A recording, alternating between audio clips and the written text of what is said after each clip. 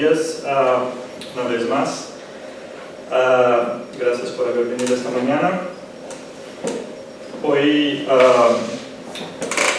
me tocó hablar de dos preguntas del libro que estamos estudiando, que habla acerca de las bases de nuestra fe, las piedras fundamentales, como estamos llamando. Y las dos preguntas son: ¿cuál es el propósito de la ley si nadie puede cumplirla? ¿Y qué es pecado?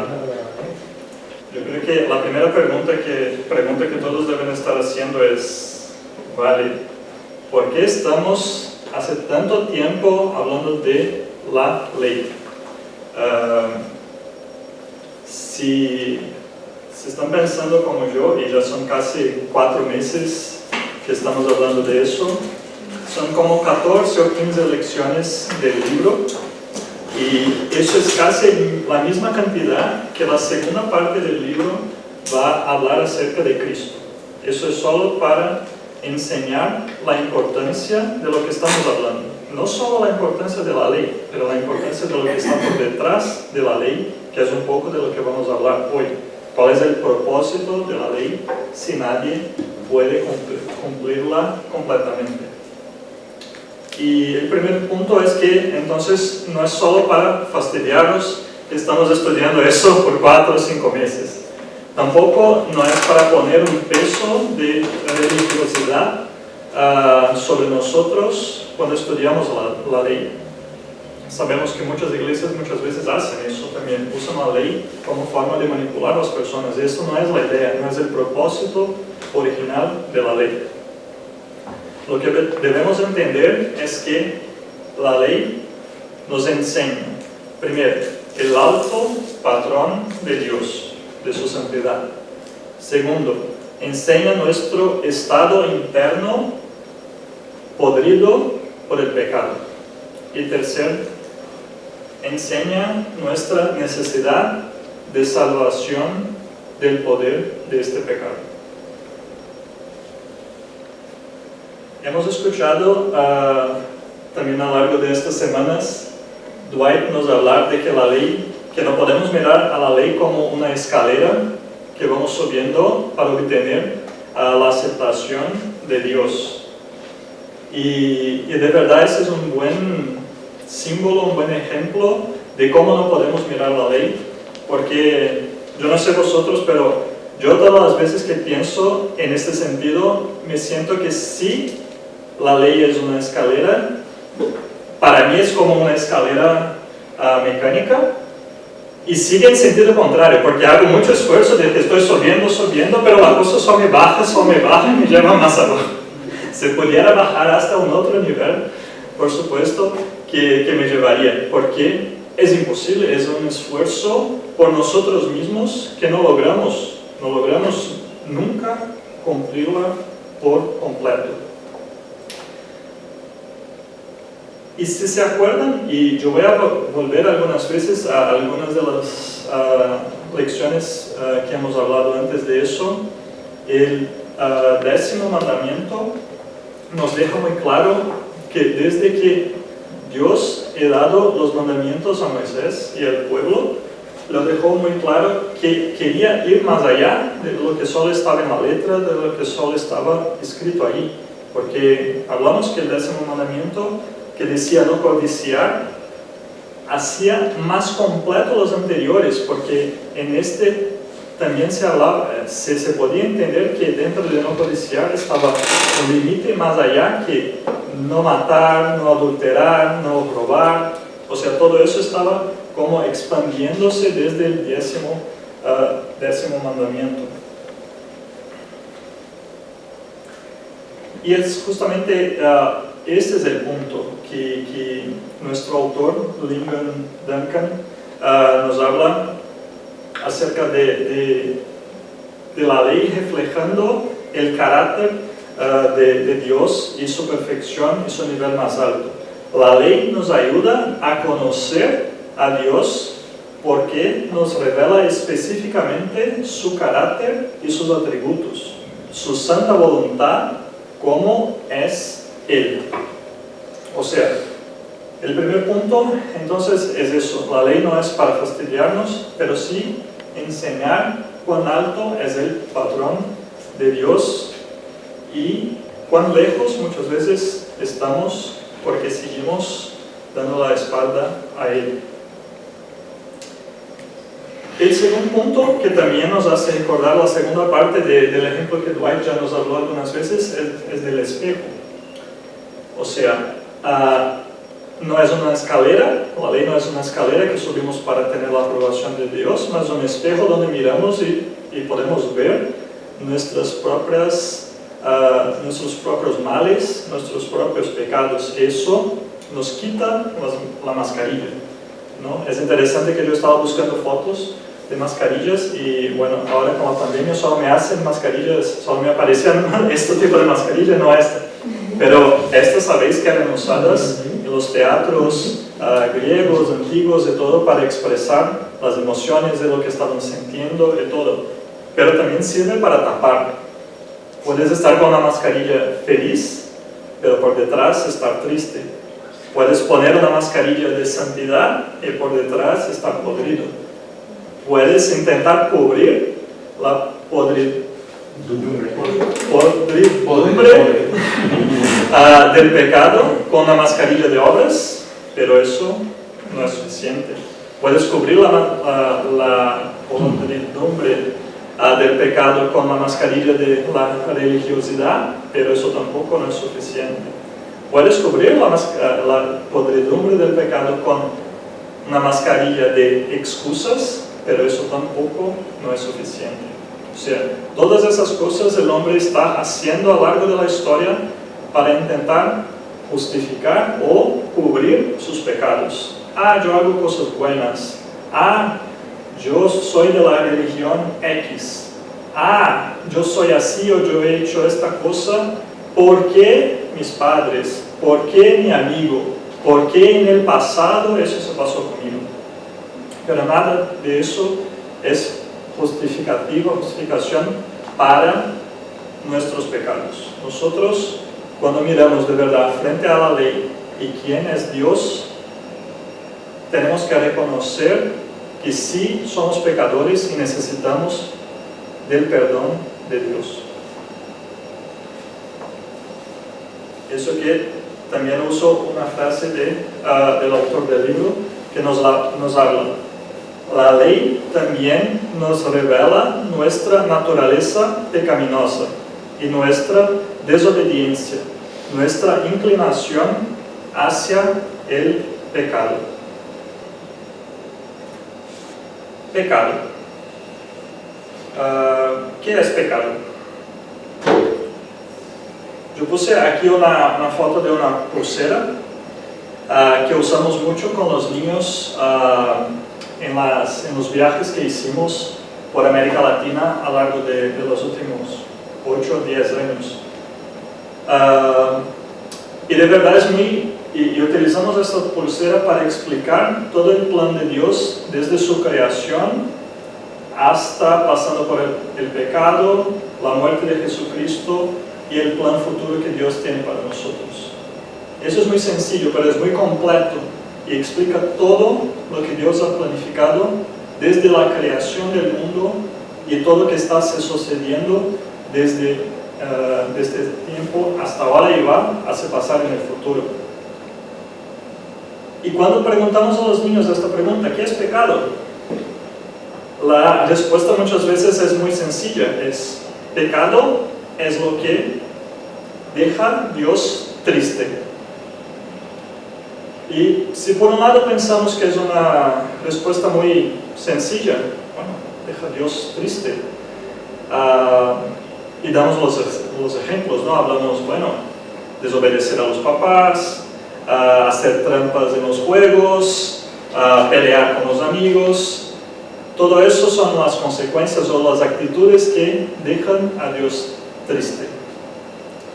Pero si pensamos que es, sí, ¿verdad? Una definición muy sencilla, para niños es totalmente aplicable, totalmente valorosa para nosotros mismos adultos. Porque si miramos en Efesios 4, nos habla que nosotros no debemos entristecer al Espíritu Santo con nuestras actitudes. O sea, lo que pensamos ser muy sencillo para los niños debería también aplicarse a nosotros, a nuestras vidas a diario.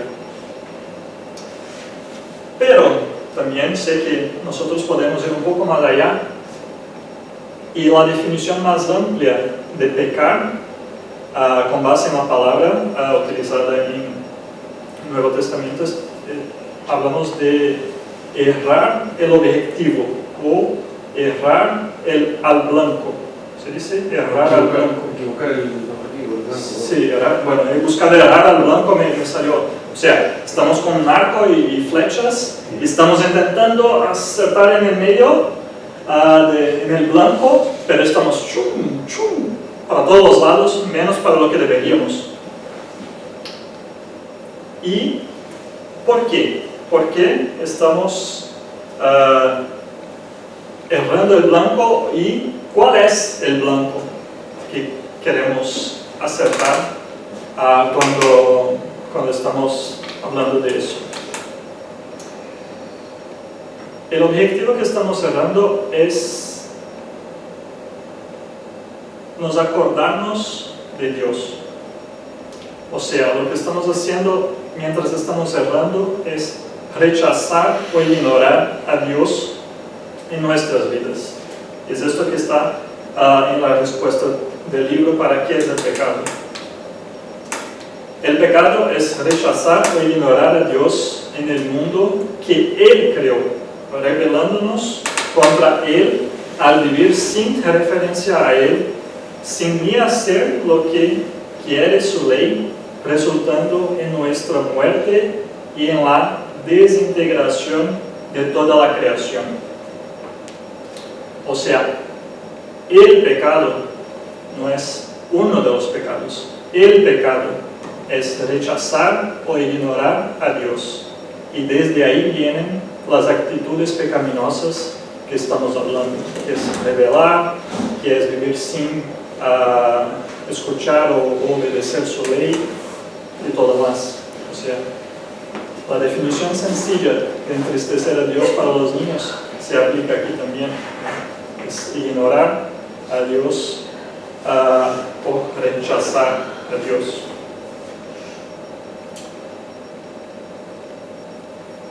Y es interesante que el libro trae una ilustración, no sé cuántos han podido leer a lo largo de la semana, pero nos habla de un barranco,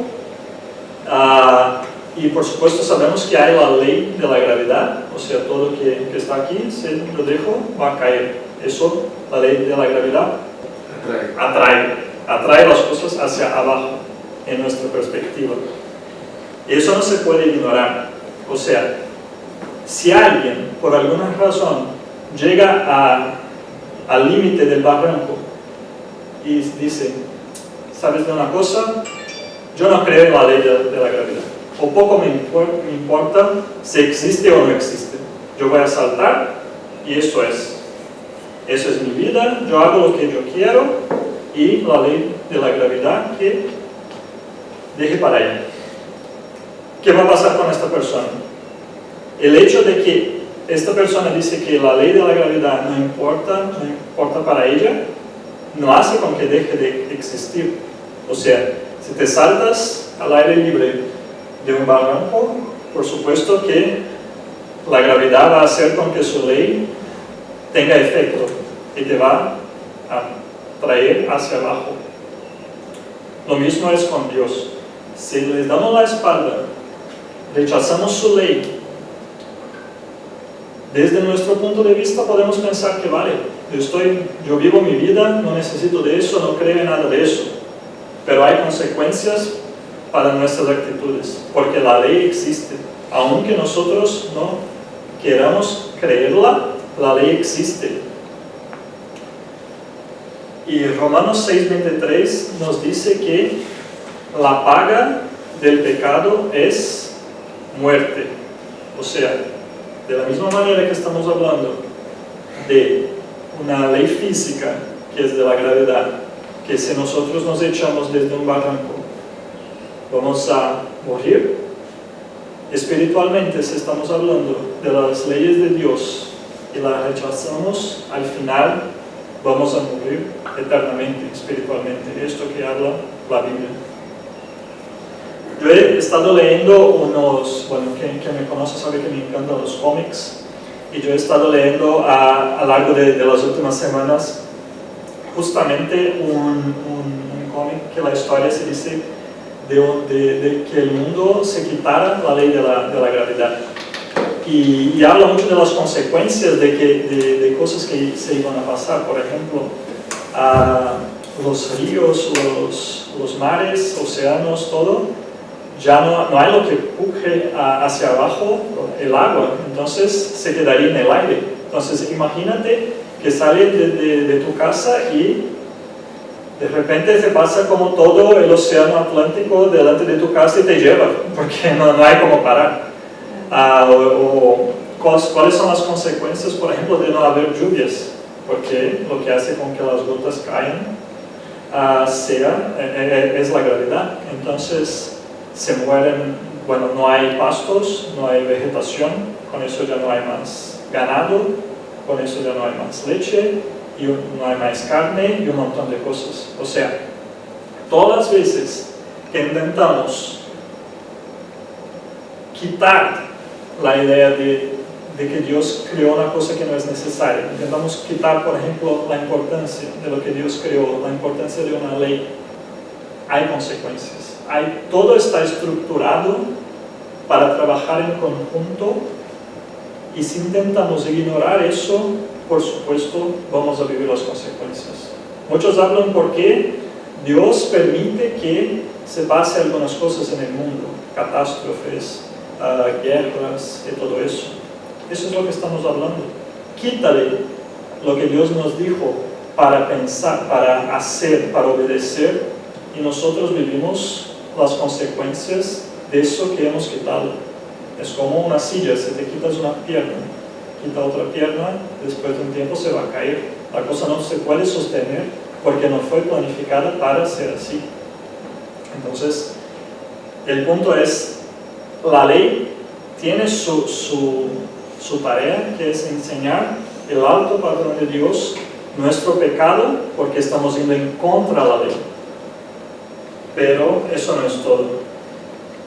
Gracias a Dios por su Hijo Jesucristo. Porque mientras estamos nosotros cayendo de este barranco, Dios nos ha proveído a su Hijo para sostenernos. Él impide que nosotros caigamos hasta el fondo. Juan 1:29 nos dice que este es el Cordero de Dios que quita el pecado del mundo. O sea, de la misma manera que estamos hablando de un artículo definido, el pecado, Juan 1:29 habla de esto también, que quita el pecado del mundo. Cuando nosotros ponemos nuestras vidas delante de Jesucristo, decidimos por seguirle, esto de echar las espaldas a Dios, de rechazar, de decir que Él no tiene valor en nuestras vidas, ya se acabó. Porque lo que estamos haciendo es diciendo, Jesús, tú eres mi Señor y mi Salvador. Y con eso estamos cumpliendo lo que Dios quiere que se pase en nuestras vidas, quiere que nosotros hagamos. Mientras Dwight estaba cantando esta última canción, yo estaba intentando recordar de dónde había escuchado que hay una historia por detrás de esta canción. Una historia que habla de una familia en India que ha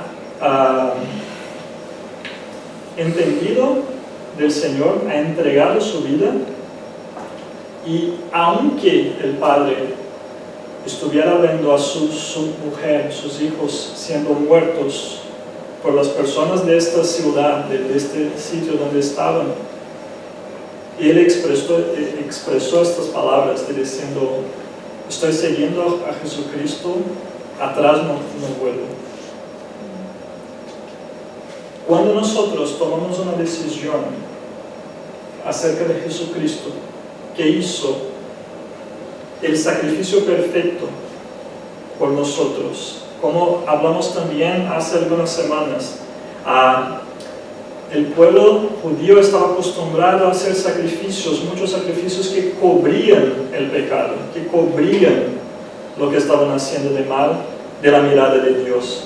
Pero cuando Jesucristo murió, no dice que Él cubrió el pecado, dice que Él quitó el pecado del mundo. Y otra parte de la Biblia nos dice que nuestros pecados son echados en el mar, donde no se puede, que Dios ya no se acuerda más de estos pecados. O sea, una profundidad tan grande que Él no se acuerda. Es un sacrificio perfecto. Y como hablamos estos días, esta división que teníamos entre nosotros y Dios, que desde los judíos, por el templo donde se tenían esta división, esta cortina que separaba la parte de los santos, donde solo el sumo sacerdote podría entrar, se cortó de arriba hacia abajo. O sea, tenemos libre acceso a Dios por medio de Jesucristo nuestro Señor. Y esto es importante que entendamos. Si el pecado tenía el poder sobre la humanidad porque entró en el mundo, porque el primer hombre, Adán, ha pecado, por Jesucristo que se ha hecho hombre, se quitó el pecado del mundo.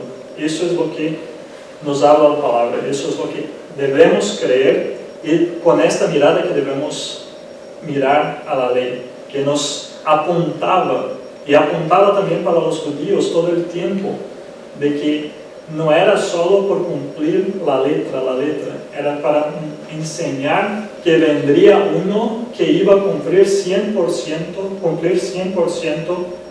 de lo que Dios espera de nosotros, porque nosotros no podemos cumplir. Entonces, por medio de Jesucristo, podremos tener acceso a eso y podemos entender que tenemos un Salvador.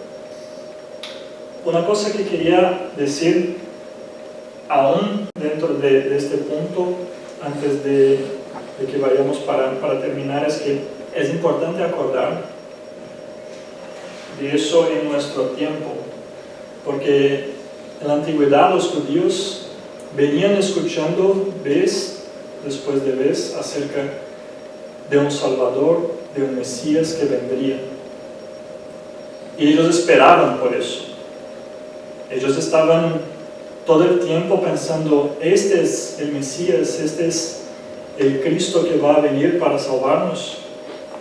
Y muchos, cuando han encontrado a Jesucristo, han visto las promesas cumplirse allí. Pero nuestra sociedad hoy en día, aunque Jesús ya ha venido, se vuelve a alejar de Él. Y si no hablamos de nuevo de cuán rotos somos nosotros por nuestros pecados, si solo hablamos de que hay salvación, hay perdón, hay un Dios que nos ama, nos olvidamos que nos salva de qué. Dwight nos habló muy bien el otro día de que cómo alguien puede ser agradecido por no tener que pagar una deuda que otra persona pague, si mí mismo sabía que estaba en deuda. Nosotros tenemos que recordar nuestra generación, sí, que estamos en deuda con Dios, porque le hemos dado la espalda muchas veces. Nuestra generación no mira a Jesucristo como uno que nos sostiene. Hay una otra ilustración de que Jesús es el puente que nos lleva hacia Dios. Pero nuestra generación, al revés de agradecer por este puente que nos lleva hacia Dios, lo que hace es mirar y decir, mira, no puedes decir que es el único camino, no puedes decir que solo tú llevas a Dios. Y las otras religiones y los otros que creen en otras cosas. Vivimos en una sociedad multicultural, multicosas, multiopciones. Pero no. Tenemos que acordar que Jesucristo dice que Él es el camino, la verdad y la vida. y nadie puede llegar al Padre sino por Él. Si no nos acordamos de esto todos los días, nos acordamos de esto entre nuestros amigos, vamos a llegar al punto de que vamos a pensar que hay otras opciones, que cuando estemos cayendo, libre caída del barranco, que otra cosa nos vendrá a sostener, y no va. Eso debemos nos acordar. Entonces, al final, no sé si he podido explicar o compartir la respuesta que todos estaban esperando. Entonces, lo que puse fue la respuesta del libro. ¿Cuál es el propósito de la ley si nadie puede cumplirla? Bueno, que conozcamos la santidad de la naturaleza y la voluntad de Dios, así como la naturaleza pecaminosa y la desobediencia de nuestros corazones, y por tanto nuestra necesidad de un Salvador. La ley nos enseña y nos exhorta a vivir una vida digna de nuestro Salvador. Como yo hablé del ejemplo que Dwight nos habló antes de eso. No hay como ser agradecido por una deuda pagada si mismos sabíamos que estábamos en deuda.